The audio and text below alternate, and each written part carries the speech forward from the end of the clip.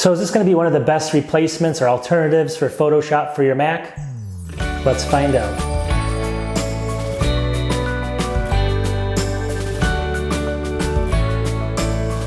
All right, welcome back to my channel.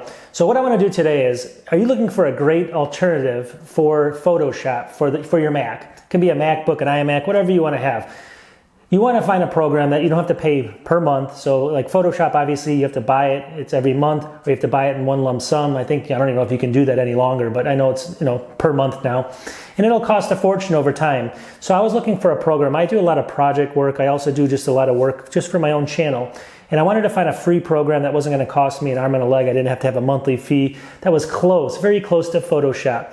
Now, I'm not saying this is Photoshop. I'm not going to say it's exactly the same because it's not. I'm not going to say it's going to have exactly all the same features because it's not. But what it does have is it's pretty close. It has a lot of the same features. It has a lot of the same layers and just the way you actually create images are very similar, and the way you save images and the way you can do curves and everything else. So without further ado, I'm going to get into the program called Krita, and you can say it a couple different ways. I never know how to say it, so that's the way I'm going to say it today. And I'll put up some information. You can see it over here just to show you what it looks like right now as far as the home page. You can't download this from the App Store. You have to download it outside of there, so I'll show you how to do that. And then I'm going to go in and do a screenshot of this just to show you guys what it's all about. This is not going to be a tutorial on the whole thing. I'm just going to show you some basics. Maybe I'll do one. If you guys post in the comments you want to see a full tutorial on how to use this, I'll do it. But right now it's just going to be introduction to this program, what's out there, is it worth your time to even download this thing? It's for the Mac, it also works on the PC. Now, if you've been with me a long time, you may have seen this. I did a video on this maybe a year and a half, 2 years ago, but I think it's important enough to revisit, so that's what I'm doing. So stay with me, let's check out this program. I guarantee you'll like it. For the money, it's free, and it's got a lot of functionality built into it. Krita, let's go. All right, so the first thing you want to do is just open up a browser, type in Krita, and you're going to get to this right here, Krita. I know it's probably not the right way you say it, but that's the way I say it. So anyways, let's go ahead and click on that really quickly. Here's the home page. And I'm not going to go through showing you how to, this is going to be outside the App Store. You cannot get this in the App Store, so you got to search for it online. There's a way to install this. I'm not going to show you how to do that. You should know how to do that. If not, there's tutorials. But really, I'm just going to show you where the download link is. It's right here. Go ahead and download it. You can donate to this company. It's free. Go ahead and test it first. But after you like it, that might be a good idea.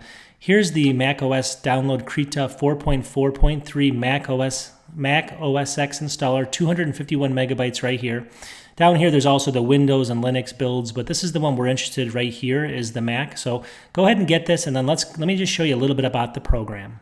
All right, after you download it, let's go ahead and you want to go to Launchpad, and you're looking for the icon right here, Krita. So go ahead and go ahead and click on that. Let's open up the program. I have 4.4.2, the newest version as of this video. It could change by the time you watch it. Right off the bat, you're going to notice similarities to Photoshop. So number one, if you go over here, you can see I can go up to File, New, and you're going to have this window come down. Right off the bat, you can go ahead and create a canvas that's going to have width, height, pixels. You can change from pixels. You can go to like inches or centimeters. For instance, if you have like paper width or something you want. Resolution, you can have 100 dots per inch PPI, or you can even have that 300 for print or 72 for just a screen. There's some color changes. I'm not going to get into that on this tutorial just because it's going to be basic. But that's obviously, this is very similar to Photoshop right off the bat. The other way you can open an image is you can just go ahead and, let me just go ahead and open a folder here. You can go ahead and drag in, let's just say we got an image here. We can go ahead and just take it, drag it right into this little box right here, let go of it. It's going to usually take about 2 or 3 seconds, and there comes up the photo. So you can see it there. All right, so as soon as you open the image, you'll notice it's very similar to Photoshop. Again, you have all of your little icons over here on the left-hand side.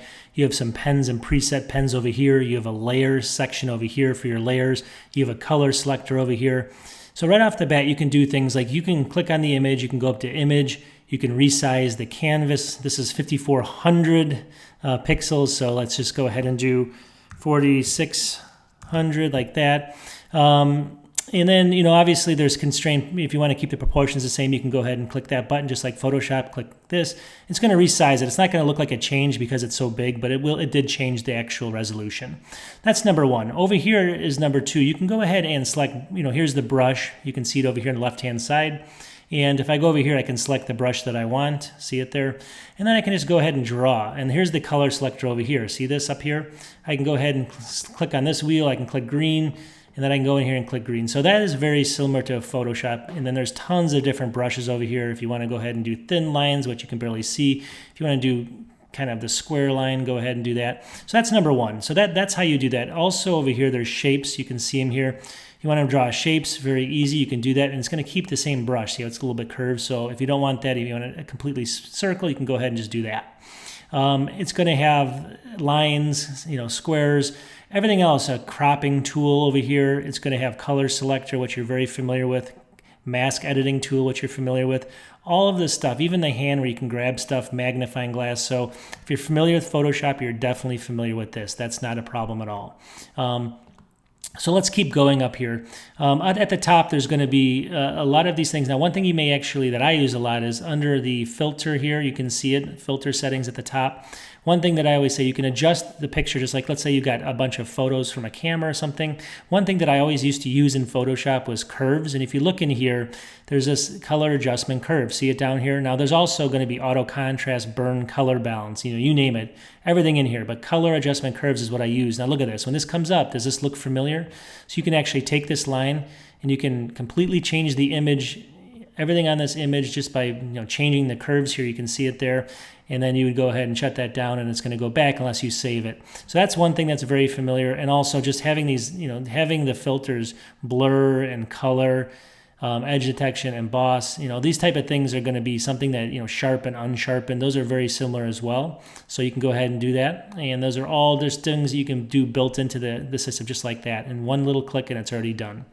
So those are all similar as well. And then finally, when it gets down to the bottom line of text and stuff like that, text is very easy on here. There's a text up here.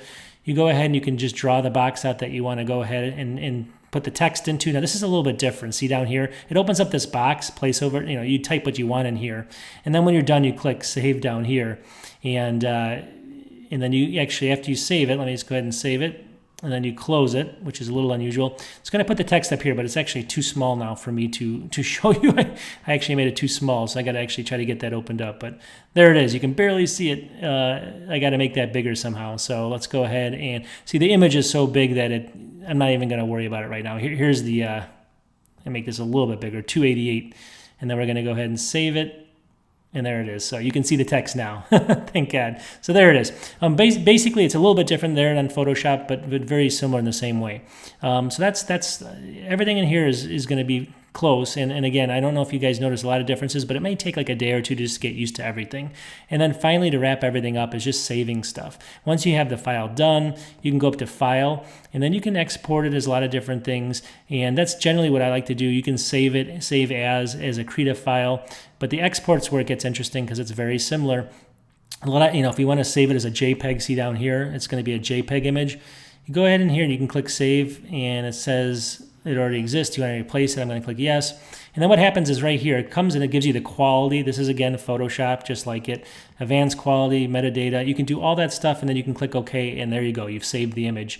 So I just wanted to show people the basics of this, and this is one of the best replacements for Photoshop on a Mac. So go ahead and download it and give it a shot, and I'm going to catch you right here, and I'll kind of close up the video now. Not too bad, not too shabby.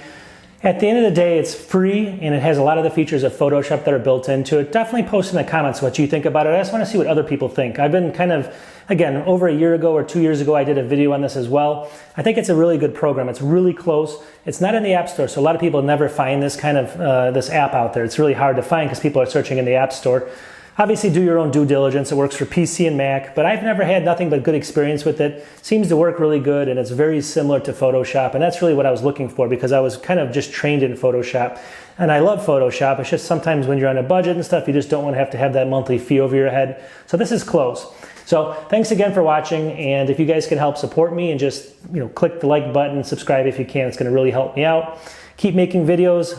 Hopefully, slowly but surely, keep adding users and subscribers, so we'll get there eventually. Trying to get to 10,000. May take me a couple years, but I will do it. Talk to you soon.